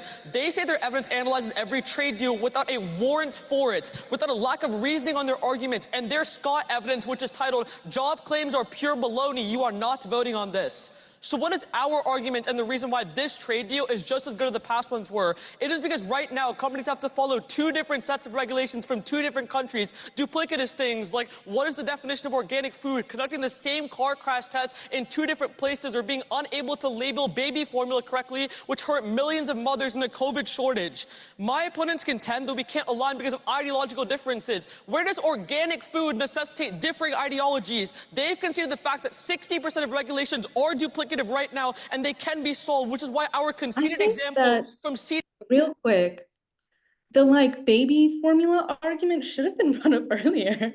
Like, I feel like arguing that like standardizing regulations is good is potentially like a decent ass advantage. I don't know why they didn't bring that up sooner. I feel like that potentially answers some of this like quality of life stuff that the neg is saying, and I feel like it doesn't rely on, like, they could even argue that, yeah, all tariffs do get removed, and that's good because it increases access to whatever, right? Like, I don't know why this is being brought up in the summary. Yeah. I wish it was brought up sooner. To show that again, I'm not flying. I thought, did they mention this? I thought that there was something mentioned about this where there was a shortage of formula because of inability to access it or something. I could be wrong. Let me see. Like, maybe check shortage or whatever. There was talks about like shortages happening, but it wasn't like it definitely becomes very clear. Okay, cool. All right. Cool. Yeah. There was like response about like they explained why the regulations are bad, but they didn't really like, it wasn't like this, if that makes sense. Yeah. Like, they weren't really explaining why that has a significant impact. It was kind of just like, you know what I mean? Yeah. Just for the record, just because I'm looking it up. So Scott, right? The Scott warrant, the baloney warrant. Robert E. Scott joined the Economic Policy Institute in 1997 and is currently Director of Trade and Manufacturing Policy Research. His areas of research include international economics, the impacts of trade, and manufacturing policies working with people. Paul, you don't understand though. It was a blog. Yeah, it's great. It was posted on a blog. On regulation harmony and zero safety reductions. The last thing they question is who benefits from the investment. They have missed the neutral responses. That's one, this deal specifically benefits the food and manufacturing industries because it's where the U.S. is strongest and where we maintain protections. And additionally, it also overall stimulates demand in other low-wage earning sectors of the economy, driving their wages up and meaning more investment. Because right now, while investors might be scared to invest in a rocky climate with regulatory harmony, our evidence analyzing 60 countries, 10,000 transactions, finds that it goes up by 38%. This will take us to the comparison. We contend that businesses that started American-grown will stay American-grown if you give them a reason to. By increasing domestic investment by 38% and ensuring things like subsidies stay in our country, you keep business at home, because at the end of the day, while they may want money, the smartest thing for them to do is stay where that money is, and is with investment in our world and more jobs. The last place to look to is their case.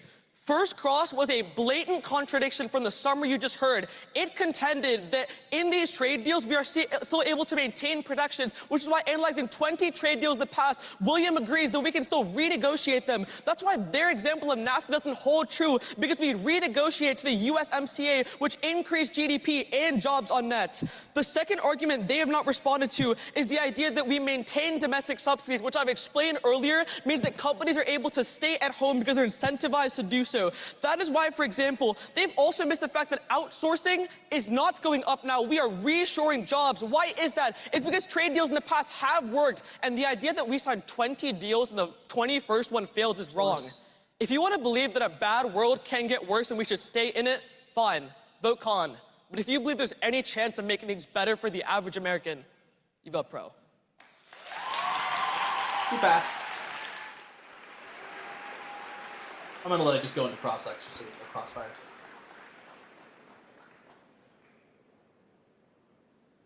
Probably gotta wait a little bit. Yeah. A sec. I think he said like 30 seconds. Oh, I think we're good. Oh, all right. Hello? Cool. Is this on? Oh, shoot. Do you mind if we take the first question? Yeah, go for it. Okay. So if you tell us historically trade deals have increased GDP and that helps individual people, why has income inequality in the U.S. doubled since we started signing all of these agreements? Yeah, you're a little quiet. Can you talk a little louder? I couldn't hear you. Okay, if you say that trade deals are good for GDP and help the American workers and also European workers, why has income inequality doubled since the time we started signing these agreements? Your evidence is choral and not causal. Our evidence specifically analyzes the benefits of free trade agreements as that was responsible for a 9% reduction in GDP. There are so many other reasons as to why income inequality may be increasing. For example, the COVID-19 pandemic or recessions that happened in 2008, which are just out of the scope of this debate. But our evidence finds that what free trade agreements can control did decrease poverty. I'm going to take a question. Okay. Why, whenever we affirm and pass a bilateral trade agreement, can we not still do things like subsidies? Because that's what a trade deal gets rid of. Wait. Trade deal gets rid of barriers to trade. Yeah. Wait, we can still have subsidies. We passed the IRA and the Chips and Science Act, despite having 20 bilateral trade agreements. Those largely benefit high-skill industries like green tech, whereas most traditional manufacturing like steel tariffs, which are high right now, would be outsourced. That's been the thesis of our argument throughout this entire round. I think we can all analyze why your narrative has suddenly changed now. It's because First Cross did unfortunately tell the truth. It is that we can still maintain subsidies despite signing trade deals, which is why 20 trade deals in, we have all agreed that we've still maintained protections where it matters. It's because at the end of the day, even if the U.S. has made small mistakes, we have learned, and what it has taught us is that maintaining protections on our critical industries always will be key. Again, you can try to argue that you're not passing a comprehensive bilateral trade agreement to get out of debating this actual resolution, but definitionally, a deal would remove tariffs, remove barriers to trade, which has historically always outsourced and killed. That was pretty rhetoric, but it doesn't analyze what happened in history. CETA was also a comprehensive bilateral trade agreement, but we kept tariffs in place. We also renegotiated NAFTA to have things like protections for steel to protect our domestic workers, all of which are historical examples of the resolution passing and doing what we say is true. Could we take a question? That was our question. That was your question. Yeah. So would you say that car crashes and baby food are counted under food and safety standards for regulations? Because those were the examples you give in summary. Yeah. So those are counted. That's an intuitive way to look at it, but when you actually analyze what the crash test is, I'm sorry. That's an intuitive way to look at it. Yeah, it is. You're muted, Tanya. Yeah, I assumed they read that to say like there are certain food and safety regulations that should be overturned. Not that those are not food. No, they all. This is my favorite things. They go for no, those aren't. Those aren't. Oh, okay. It's the exact same testing conditions, just in 2 different regions of the world, one in Europe and one in the US, which is why it has no safety proposed benefits. And when we look to places like South Korea, when we signed a US bilateral trade agreement, we were able to harmonize standards for things like crash tests because they didn't provide a safety benefit, but they were duplicative and redundant. And to be clear, things like baby formula were not a food or safety issue. What happened in the COVID pandemic was that a few companies got their milliliters wrong on the bottle, and for some reason, we took that as a reason to deny millions of mothers what they desperately needed. Not a safety issue, a duplicative regulation that we believe this trade deal does make better. I would contend that baby food counts as food, but that's good. Yeah.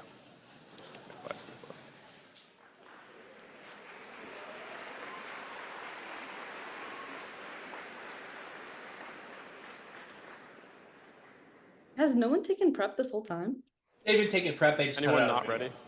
Oh, okay. I was Our like, arguments, their arguments, comparison throughout. Time will begin on my first word.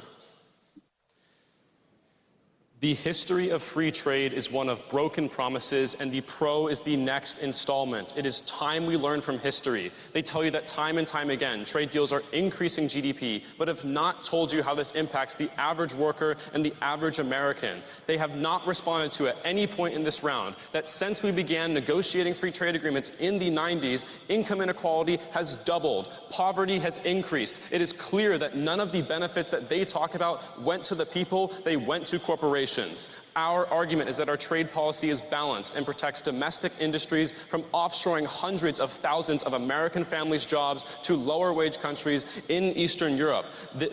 When you sign a free trade agreement, you remove these barriers, which would devastate 700,000 American families. In their next speech, they're going to repeat one of the same few responses they've been repeating throughout the round. Here is what you should remember. First, they say that demand for low-skilled jobs will increase, but they concede that all of these low-skilled jobs would also be candidates for outsourcing, which is why the Denning evidence from Forbes is conceded in every one of their speeches and explains that historically, for workers who lose their jobs to trade, they don't find new and better jobs. They have lower lifetime earnings and often end up on welfare because most jobs created are in high-skill, inaccessible industries. Next, they say we'll renegotiate and keep subsidies, but we shouldn't kill hundreds of thousands of jobs just to renegotiate down the line to save them later. And additionally, they are trying to get out of having this debate. This resolution definitionally removes tariffs that are protecting domestic industries. That is simply a fact that they cannot get out of. Finally, they say we are reshoring jobs now. This is an assertion by them with no evidence to back it up. Finally, on their argument, they say that 60% of regulations are redundant and duplicative, but the reason they are redundant is because both sides had fundamental disagreements politically over things like safety and food, which is what every single one of their examples is about, which is why when we first tried to negotiate this deal, it failed. We aligned none of these regulations. We gave up after a few years. They don't give you a reason why that is different now. Vote with history. Vote for the con.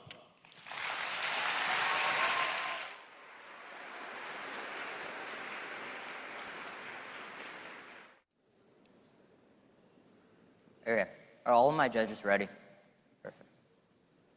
Do not let my opponent's pretty rhetoric and final focus fool you. They have not cited a single example in their last speech of when income inequality actually increased. Rather, if we analyze causal effects, it's like what happened in Australia. Poverty decreased by 9%, and the average citizen, not only in Australia, but also the US, benefited. Moreover, their evidence is just choral and not causal, and our evidence says that because of bilateral trade agreements, overall GDP increased. They are saying we are not helping the average American worker, but remember, they have conceded our evidence that says the jobs that are being created are in places like the manufacturing and agriculture industry, 2 of our longest domestic sectors. How do we benefit them? That is by reducing non-tariff barriers. Our evidence says that 60% of the exports that are burdened right now are not things like food and safety, but duplicative regulations like inconsistent labeling standards, or what units we're using, or crash tests, which may sound related to safety, but because they are the exact same, have no safety benefit. For these reasons, our evidence finds that whenever we affirm the resolution, investment would increase by 38% because we no longer have these bureaucratic barriers creating 1.1 million jobs. At the end of this debate, my opponents only talk about safety and food, but our evidence about 60% is specific to intellectual property and labeling standards, not safety. The biggest thing they have missed is that if we are able to increase investment by 38%, that means businesses do not leave the country because they stay where the money is, and when investment is increasing in the United States, the businesses will stay, a conceded Lincoln. But on my opponent's argument, they cannot win this. They have conceded that Biden is still able to do things like pass domestic subsidies like the IRA and the CHIPS Act. This means that even if there is some incentive to offshore after a bilateral trade agreement, they will still stay in the United States because of the subsidies. Terminal defense of my opponent's argument. The second response to members that we can renegotiate later, conceded by my opponents. They say we shouldn't sacrifice jobs in the short term, but remember the example they give. NAFTA on net increased GDP per capita, so even if there are consequences in the short term, the benefits are dramatically outweighed in the long term. 5 years of decreased growth should not be sacrificed for 20 years of prosperity. For these reasons, we are proud to affirm. That is the entirety of the impact calc in this debate, is that last 7 seconds of this speech on something that's like kind of new. Slay. So, do you have comments on that before we get into the sort of decision-y type stuff and whatnot? I think I'll just do the comments in the decision because this. Okay, so the one thing I want to say that is not decision related to me. I think the AF is the wrong speakers. I think it was crazy to have the final word in this debate be back kid instead of the other. For the AF, yeah. I don't even think it's a skill issue. I think it's a speaking style issue. Why would you want your last word to be your kid who goes like pretty fast, who's not super explanative, but instead is very loud? I don't think that's what you want at the end of the day. But yeah, okay, cool. So you haven't seen what the actual decision for this was thus far. I'll do my decision stuff. You just let me know whenever you're good, unless you're already good, and then we don't have to. I'm actually going to run to the bathroom, so I'll be perfect. Right back. Okay, cool. So whilst you give your decision, I won't be here. Great. Tanya's not going to be here for my decision. I'm going to start my decision now. I thought the same thing that I thought the first time I saw this debate, and for me, the negative is ahead in this debate. Now, again, I'm not flowing. I think that perceptually, for sure, the negative is winning this debate. I think that they are sort of on the central claims that I think are relevant in the debate that's had. I think that their characterization of what a free trade agreement is more accurate than the affirmatives. And I do think the affirmative is trying to wiggle out a lot of stuff by just being like, oh, it will be bad, but then it'll change later on down the line, or provide these examples that I don't think are actually parallels with the evidence that they're providing in the debate. I think that the signposting was significantly poor for the affirmative, and that poses challenges in terms of understanding what evidence was relevant and that I should be looking at in the debate when it comes right down to it. And so I think that in terms of a specific impact that the negative is winning, not that that's necessarily what lay judges are super interested. I think the negative is winning these claims about offshoring, essentially, that there will be offshoring, outsourcing of jobs, and that the quality of those jobs and the treatment and labor standards of those individuals will be worse in a world of that occurring. I also think that they're probably right that the historical trend when it comes to free trade agreements, if we're looking at the status quo in the last 20 years, is that economic inequality has increased, which means that their sort of thesis argument from the start that the foreign direct investment will only benefit these big companies is probably correct. I think that they just nailed them in cross-sects when it came to the question of like trickle-down economics. The app essentially is trickle-down economics, and I think that the app ends up being very evasive. I also think that the app not having a ton of strategic diversity was a problem for them because it doesn't really give me a whole ton of things that I can really think about in terms of voting for them outside of just straight impact or link turn debate that's occurring. Because I think that a lot of the impacts are the same for both sides. It's just who do I believe more? And especially as a lay critic, I tend to believe the negative more in this debate. And so obviously, just to get to the final round, you have to be a quality debater. And so congratulations to all these students. But my perspective very much is that the second speaker for the affirmative was a bit outmatched, and that caused problems in cross-sects, and that caused problems in the actual speeches themselves.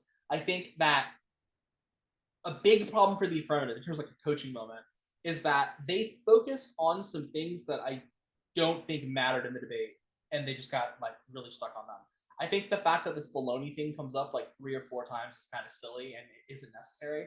I think the fact that, as I mentioned, right, like they kind of cut off the first speaker on the negative in the first cross-examination when they are answering the question that is being asked of them, and then try and get into a follow-up right away. But then they try and use the fact that this person was cut off and did not get to add the further context that they were shooting for to make it seem like they were flip-flopping. To me, that just seemed kind of whack. And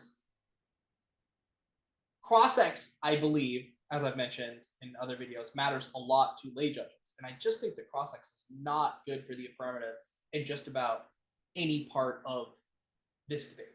And so for me, that's kind of where a lot of my decision making rests. We're still waiting for Tanya. So while we're waiting for Tanya, oh, Tanya's back. Perfect. I was going to start doing some filler stuff. Tanya, I said that ultimately, to keep it, TLDR, I vote for the negative as a lay judge. I think that the negative is focusing the debate down to the core issues that matter to me, and that I tend to believe their side of it when it comes to things like offshoring. I think that the cross-X was appalling for the affirmative in a lot of places, and that the negative is way ahead there, and that matters to lay judges significantly. I don't know what impact I could really vote for the affirmative outside of like increases to GDP and claims about job growth. One, I don't buy the GDP stuff because I think I buy that like this is just trickle-down economics, and I don't think that works. And secondarily, I think the negative is correct that no, the job growth we will experience will not be in the United States. It will be in other areas. And to the degree that there is job growth in the United States, that will be in high-skilled labor, not in low-skilled labor, and that these low-skilled people who are displaced will not be able to find new jobs because it's more difficult. Yeah, I also decided to vote neg.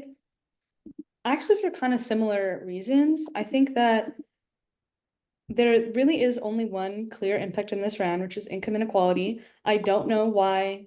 I have no explanation being made on why GDP matters. The AF does kind of make claims that like this would cause overall economic prosperity, but I don't really get an explanation of how.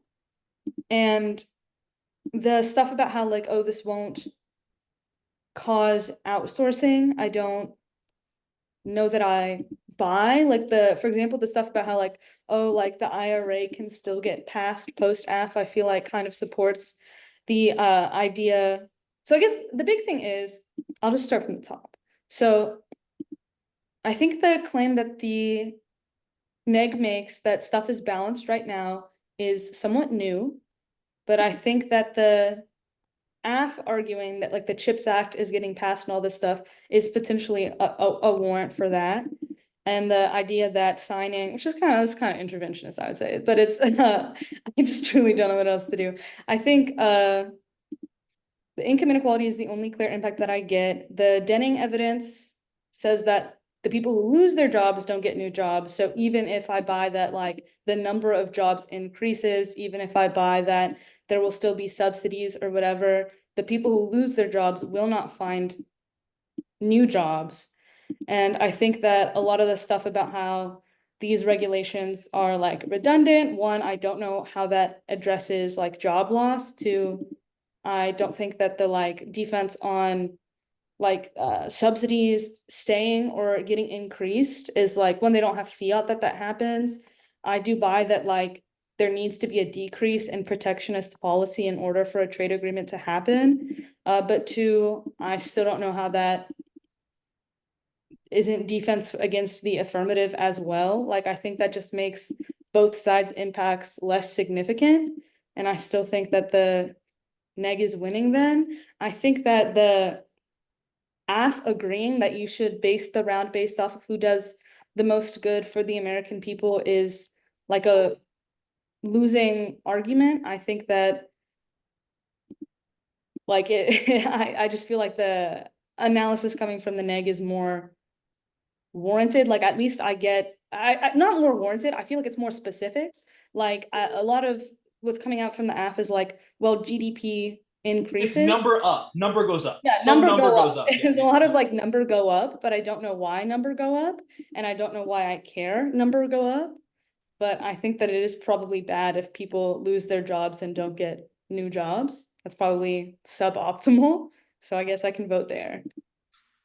Okay, so that is also how the decision actually came out of the debate. The debate was won by the negative. A lot of people were upset about that because, like, well, the negative did have an impact. They're very defensive, but I think that but the apps also didn't have an impact. Yeah, it's very, very minimal, right? The internal links aren't there. So that's obviously there's kind of some like criticism going on. It's kind of what you do in a reaction video. But let's talk about like coaching, because obviously that's what we really do professionally. So to keep it brief, right? Video. What's that? I don't want people. Oh yeah. Anyway, briefly, in terms of coaching for the affirmative, I think that there's a few issues for what are good debaters, clearly. Number one, I think there's too much that's doing too little. What I mean by that is the affirmative speeches are all at a faster rate than the negative speeches out of necessity because they're stacking so many arguments. And at the end of the debate, like maybe 3 of the things they said actually come up in a meaningful way, in a way that matters. And so the fact that there's only one contention and that there's this much evidence being read and that there's not clean offense coming from it, and that the AF chooses to be so preemptive is very confusing to me and isn't great case construction. Secondly, I think the AF kind of needs to just chill, to be honest. I mean, obviously, this is a huge moment. Like being in a final round of NSDA, like that's the biggest debate of your life potentially, and there's going to be stress there and nerves. It's totally understandable, right? But I feel like they're jumping the gun in cross-sects a lot of the time, like kind of jumping on the other person, cutting things off. I don't think that the vibes are immaculate. You know, I'm sure they're good kids, but like, you know, it's not great in front of a lay panel and in front of a big audience. Vibes matter a lot. It's just straight up. And then lastly, I think the signposting is a nightmare for the AF. I think that it's like for this level of debate, this is an unacceptable quality of signposting. When it comes to the negative, my biggest issue is similarly that there's not a ton of offense coming out, and the negative is heavily reliant on winning this claim that a comprehensive free trade agreement by definition requires specific sectors essentially to be less protectionist, right? And in this case, steel or manufacturing, whatever you want to call it.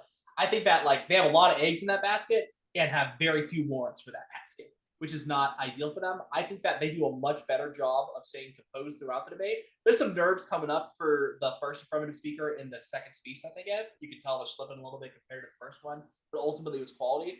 I think the best part of the debate for me in a lot of senses was the second second negative in the final speech of the debate. Finally kind of gets to where I think all rebuttals, not rebuttal, you know what I mean, what we'd call in policy part of rebuttals, but whatever the hell, final focus, whatever they call it. Yeah. Finally, we start getting into some sort of question and answer, right? Like, here are the questions that need to be resolved. Here's what they will say. Here's why we have won on that question. And I think otherwise there's too much line by line going on, and that we just needed more explanation. And ultimately, for me, the negative is the team that does more. So, what's your sort of coaching? I think a lot of the problems for me in the debate did kind of start with the way the cases were written. I think that there just needed to be more than one contention for both sides. They needed to have like more like, I guess, routes to the ballot towards the end of the debate.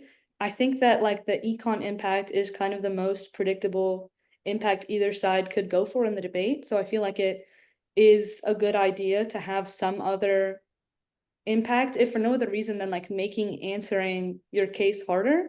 I think that already talked about how I feel like there needs to be more of an explanation of like how these tariffs, or not tariffs, God, okay, now this trade agreement would be different from previous trade agreements, why there's like something distinct about this trade agreement that is especially good or bad.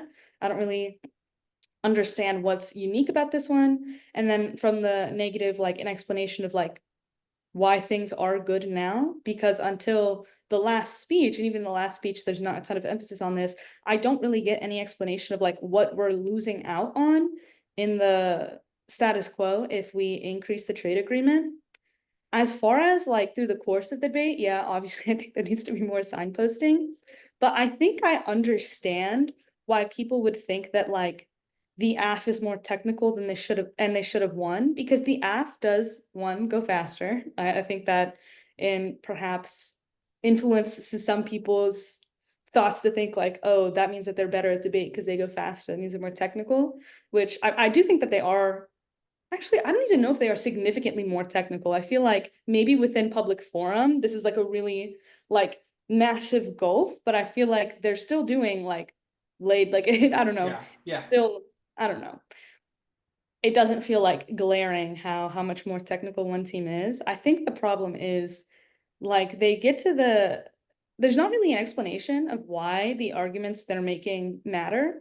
And so I think like you do look down on your flow and you're like, oh, well, they're making all of these arguments, but there's not really an explanation of why those arguments are significant. Like even going to the final focus, when they read the stuff about how there'll still be subsidies, there's not really an explanation of like why I should care that the subsidy still exists. And I know from like Crossfire that the reason that argument matters is that it means there's not going to be job loss. But I don't think in the final focus you can just extend that and like not say that means there's no job loss, especially when all the negative is really going for is this job loss, is income inequality. So I don't think that you can just kind of say that and move on.